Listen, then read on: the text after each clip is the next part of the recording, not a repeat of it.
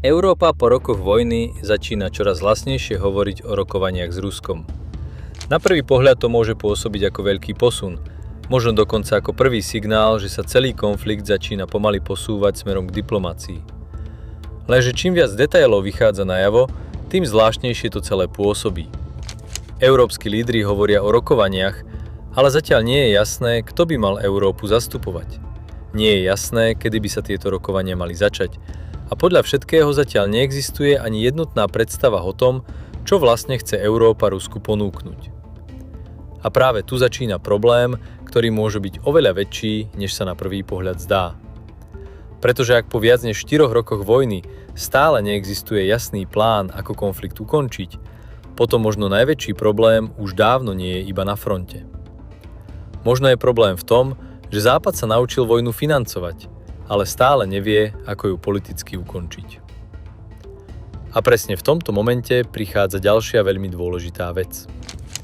Ukrajina má dostať obrovskú finančnú pomoc vo výške približne 90 miliárd eur. Lenže ešte predtým, než boli tieto peniaze kompletne odoslané, už sa začína hovoriť o tom, že to možno nebude stačiť. A keď spojíte tieto finančné problémy s nejasnými rokovaniami, tvrdými podmienkami Moskvy a rastúcim napätím medzi Európou a Ruskom, začne sa ukazovať úplne iný obraz celej vojny. Toto už nie je iba boj o územie. Toto sa pomaly mení na test toho, kto vydrží dlhšie ekonomicky, politicky a spoločensky. Moje meno je Peter Ťurek a vítam vás na kanáli, kde sa snažíme pozerať na geopolitiku, ekonomiku a svetové udalosti trochu hlbšie a hlavne objektívnejšie. Ak vás podobné témy zaujímajú, určite dajte odber a zapnite si notifikácie, pretože práve vy pomáhate tomu, aby sa tieto videá dostali medzi čo najviac ľudí. A teraz poďme rovno na dnešné udalosti.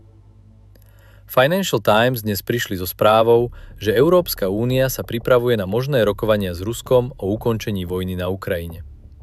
Predseda Európskej rady Antonio Costa naznačil, že Európa chce byť pripravená na moment, keď príde priestor na dialóg s Moskvou.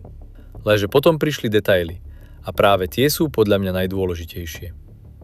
Ukazuje sa totiž, že medzi členskými štátmi stále neexistuje dohoda o tom, kto by mal viesť rokovania v mene celej Európy. Nie je jasné ani to, aká by mala byť konkrétna stratégia, a dokonca ani to, čo by vlastne mala Európa Rusku ponúknuť alebo požadovať. Inými slovami, o rokovaniach sa začína hovoriť čoraz viac, ale konkrétny plán zatiaľ prakticky neexistuje. A toto je podľa mňa veľmi dôležitý moment, pretože po rokoch vojny začína byť viditeľné, že Európa síce dokáže vytvoriť sankcie, vojenské balíky a finančné fondy, ale vytvoriť jednotnú geopolitickú stratégiu je oveľa ťažšie. Do celej situácie navyše vstupujú aj ďalšie veľmi zvláštne signály. Volodymyr Zelenský dnes nepriamo odrádzal zahraničných lídrov od návštevy Moskvy počas osláv Dňa víťazstva.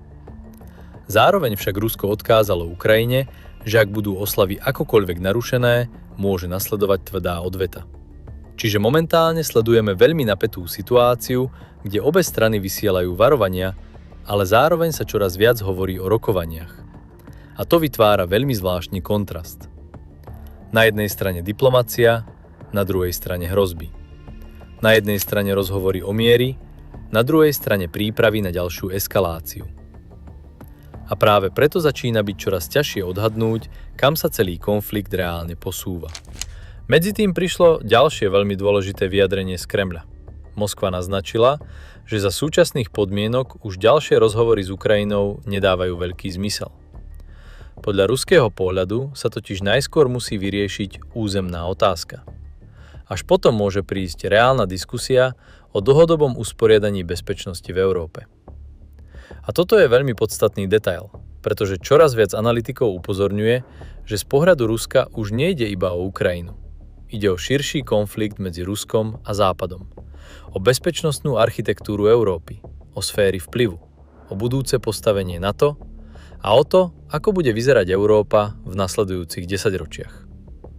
Preto niektorí hovoria, že aj keby sa boje jedného dňa zastavili, skutočné geopolitické rokovania môžu pokračovať ešte veľmi dlho.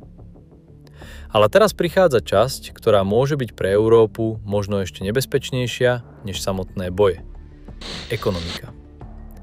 Diplomati v Európe začínajú otvorene hovoriť o tom, že finančná pomoc pre Ukrajinu možno nebude stačiť. A zároveň sa opäť vracia tlak na využitie zmrazených ruských aktív. Lenže práve tu vzniká obrovský problém. Európska centrálna banka už dlhšie varuje, že ak Európa použije cudzie štátne aktíva ako precedens, môže tým poškodiť dôveru investorov z celého sveta. Pretože ostatné krajiny si okamžite položia jednoduchú otázku. Ak sa to dnes stalo Rusku, môže sa to raz stať aj nám? A presne toto môže byť jeden z najväčších strategických problémov celej situácie. Pretože dôvera je základom každého finančného systému. A ak sa raz začne strácať, jej návrat môže trvať celé roky. Zároveň začína byť čoraz viditeľnejšie aj niečo ďalšie. Európske ekonomiky sú po rokoch kríz pod veľkým tlakom. Inflácia, energetická neistota, rastúce výdavky na obranu, problémy priemyslu. A teraz ďalšie obrovské financovanie vojny. A práve preto sa čoraz viac objavuje otázka, ktorú ešte pred 2 rokmi veľa politikov odmietalo. Ako dlho to celé dokáže Európa financovať? Pretože vojny sa nevyhrávajú iba na boisku. Vyhrávajú sa aj v továrniach, v ekonomikách a v schopnosti spoločnosti zvládať dlhodobý tlak. A potom tu máme ešte jeden veľmi zaujímavý konflikt. Tentoraz medzi Maďarskom a Bruselom. Nová maďarská vláda sa snaží získať miliardy eur z fondov Európskej únie, ktoré boli Budapešti dlhodobo zadržiavané. Lenže ukazuje sa, že ani po zmene politického vedenia nemusí byť vzťah s Bruselom úplne jednoduchý. A toto môže byť ďalší signál rastúceho napätia vo vnútri samotnej Európskej únie. Pretože čím viac ekonomických problémov prichádza, tým viac začínajú jednotlivé krajiny riešiť hlavne vlastné záujmy. A práve to môže byť pre budúcnosť Európy jeden z najväčších problémov. Nie Rusko, nie Ukrajina. Ale otázka, či dokáže Európa zostať jednotná aj v období veľkého ekonomického a geopolitického tlaku. Priatelia, víkend je pred nami, tak si ho skúste užiť čo najviac. A určite mi napíšte do komentárov, čo si o celej situácii myslíte vy.